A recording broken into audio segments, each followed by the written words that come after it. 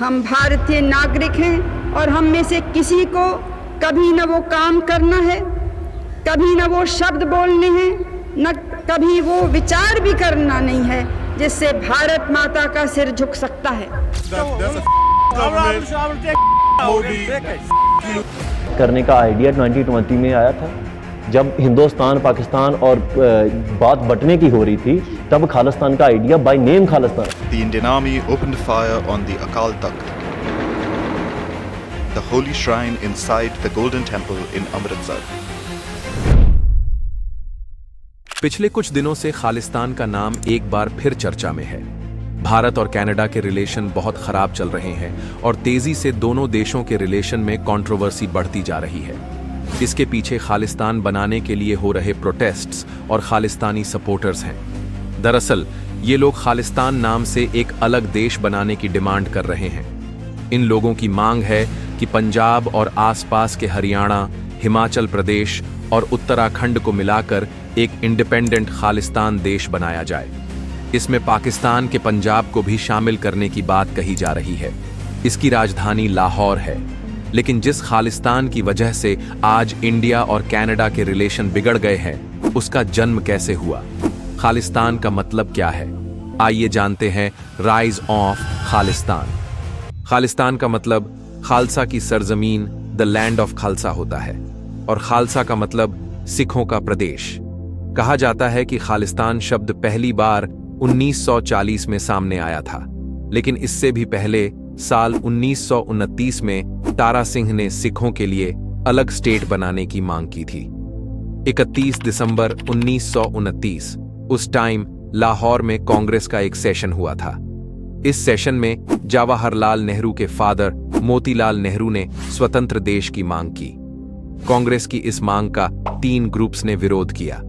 एक मोहम्मद अली जिन्ना का मुस्लिम लीग, दूसरा भीमराव अंबेडकर वाला दलित ग्रुप, और तीसरा था तारा सिंह का अकाली दल।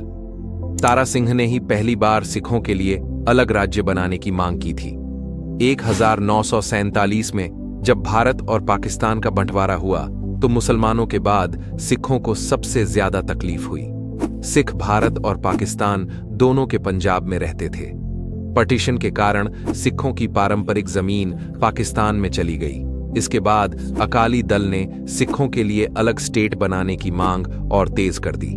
अलग राज्य की मांग को लेकर 19 साल तक आंदोलन चलते रहे। आखिरकार 1966 में इंदिरा गांधी ने पंजाब को 3 हिस्सों में बांटते हुए सिखों के लिए पंजाब, हिंदी बोलने वालों के लिए हरियाणा और तीसरा हिस्सा चंडीगढ़ बना दिया। पंजाब अलग स्टेट बना तो फिर 1973 में अकाली दल ने पंजाब को ज्यादा अधिकार देने की मांग रख दी। इसमें कहा गया कि सेंट्रल गवर्नमेंट का सिर्फ प्रोटेक्शन, फॉरेन पॉलिसी, कम्युनिकेशन और करेंसी पर अधिकार हो, बाकी सभी मामलों पर राज्य सरकार का अधिकार हो। इस प्रपोजल में पंजाब को और ज्यादा राइट्स देने की बात की गई थी। इसी दौरान अमेरिका में बैठे खालिस्तानी नोशनलिस्ट गंगा सिंह ढिल्लों ने भी अलग खालिस्तान बनाने की डिमांड रख दी। ये वो टाइम था जब पंजाब में खालिस्तानी सपोर्टर जरनैल सिंह भिंडरावाले की ताकत बढ़ रही थी। भिंडरावाले दमदमी टकसाल का नेता था। जरनैल सिंह भिंडरेवाले को पंजाब में दहशत का दूसरा नाम कहा जाता था। करीब 30 साल की एज में जरनैल सिंह को दमदमी टकसाल का अध्यक्ष चुन लिया गया। 1980 के दशक में एक बार फिर से खालिस्तान आंदोलन ने जोर पकड़ा और पंजाब में वायलेंस बढ़ने लगा। हालात खराब हो रहे थे, जिसमें भिंडरेवाले के भड़काऊ भाषणों का रोल होता था। भिंडरेवाले ने एक अलग देश बनाने की मुहिम को हवा देना शुरू कर दिया। फिर 1983 में खालिस्तानी सपोर्टर्स ने अमृतसर के गोल्डन टेम्पल में पंजाब पुलिस के DIG ES अटवाल का मर्डर कर दिया। तभी भिंडरावाले और खालिस्तानी सपोर्टर्स आतंकवादियों ने गोल्डन टेम्पल के अंदर अपना अड्डा बना लिया। यहां अकाल तख्त पर बैठकर वो पूरे पंजाब में दहशत फैलाने का काम करने लगा। इसके बाद पंजाब में सेपरेटिज्म और वायलेंस बढ़ता जा रहा था। इसे रोकने के लिए भिंडरावाले का पकड़ा जाना जरूरी था। इसके लिए इंदिरा गांधी की गवर्नमेंट ने 1 जून 1984 को ऑपरेशन ब्लू स्टार लॉन्च किया। इस ऑपरेशन में आर्मी ने गोल्डन टेम्पल को घेरना शुरू कर दिया। पंजाब से आने जाने वाली ट्रेन्स को रोक दिया गया, बस सर्विसेज रोक दी गईं, फोन कनेक्शन काट दिए और मीडिया को पंजाब से बाहर जाने को कह दिया गया। 3 जून 1984 को पंजाब में कर्फ्यू लगा दिया था और 4 जून की शाम से आर्मी ने फायरिंग शुरू कर दी।